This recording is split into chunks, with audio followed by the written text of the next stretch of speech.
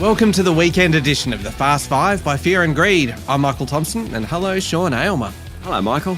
Sean, on weekdays, it's all about the Fast Five, the top 5 business stories in 5 minutes. On the weekend, we still keep it to 5 minutes, of course, but we are going to pick out the biggest story of the week, the sleeper story, one that's kind of flying under the radar a little bit, the most remarkable story, and then our favourite story. So let's jump straight into it. What was the biggest story of the week? Oh, it has to be the economy. At the beginning of the week, we were talking about maybe 3 more interest rate hikes. Today, we're talking about 1 or 2. Why? Because economic data this week shows that the Australian economy is slowing. Growth during the December quarter came in less than expected. Inflation figures suggest maybe the steam's coming out of price rises. Building approvals shows that sector's at a 10-year low. Even retail sales are now trending flat. Maybe we're at a turning point for the economy. Consumers just aren't spending as much as they were post-COVID. Business investment has come off a tad. The ASX action shows that investors really aren't sure whether to buy or sell at the moment. The mood about how the economy is performing really changed this week. Big story. Yeah, it certainly is. The biggest story for me, though, came from politics. And it feels like this was the week that the Albanese government's honeymoon period officially ended. And the reason for that was a policy change on superannuation. It's lifting taxes on super accounts worth more than $3 million. That doesn't really affect a lot of people, but it has the distinct appearance of a broken promise because the Prime Minister during the campaign said that Labor wasn't considering super changes. Now they've done it. They've got a budget black hole to fill. People don't like their retirement savings being played with. It's opened up room for the government to be attacked by the opposition. There was another own goal this week with the confusion between the Treasurer and the Prime Minister over capital gains tax reforms that could potentially expose the family home. The Treasurer wouldn't rule it out. The PM had to come in over the top and rule it out.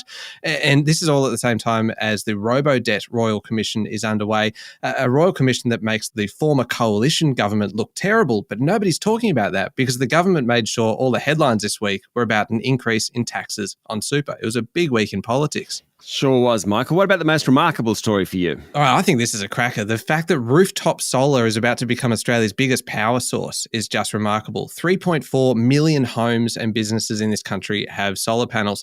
There's been a boom in installations recently. You've got government subsidies, sky-high power prices, cheaper panels, all pushing people towards solar. 3.4 million, though, is a lot of properties with panels. They're producing 20 gigawatts of power. Next month, the Liddell Power Station, which is Australia's biggest coal-fired power station, is going to close.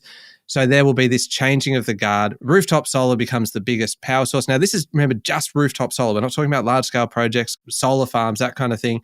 Australia is leading the world on this. It is a pretty significant moment. Sure is.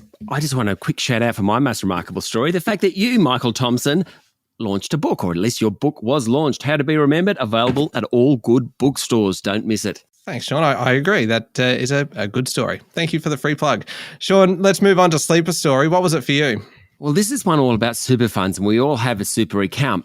The corporate regulator has accused retail super giant Mercer of misleading members about the sustainability of investments. One of its funds, ASIC, alleges misled members, saying that it excluded companies involved in carbon-intensive fossil fuels, but then invested in stocks like AGL Energy, BHP, Glencore and Whitehaven Coal. Also told members it excluded alcohol producers and gambling outfits, but then invested in companies including Crown, Tabcorp, Budweiser, Carlsberg, Heineken. Now, it's the first time ASIC has taken a company to court alleging greenwashing. This, I'm sure, isn't as clear-cut as it might seem, and we haven't heard from Mercer. Remember, a fund manager can argue that they can implement change from within, buy a stock, force the company to become greener. There's a lot more to this story. Where I think this is a sleeper story is just the fact that super funds are very, very influential in the world because they hold so much money. The fact that the regulator is taking one on for allegedly false advertising will put the whole sector on notice. Get trustees checking the fine print of their funds. That could lead to lots of buying and selling of assets all over the place, and that will impact superannuation returns. Michael, what about you? That was a big story. Sean, for me, the sleeper story, very quick one, was the fact that this week we actually saw some good news potentially for house prices. CoreLogic data this week suggested the pace of declines in house prices has slowed. Capital city prices fell by 0.1%, the smallest drop since May last year. Sydney actually rose. It is only one data point at the moment, but if that becomes a trend, it will become a much bigger story down the track and really a bit of a sleeper story though right at this moment. All right, on to favourite story of the week, Sean. I think we might be united on this one. What was it for you?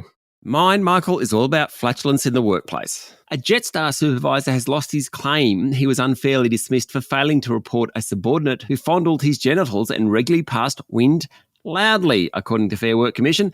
Now, the supervisor had argued his sacking was harsh and unjust because while he was fired for not reporting the abhorrent behaviour, the offending subordinate kept his job.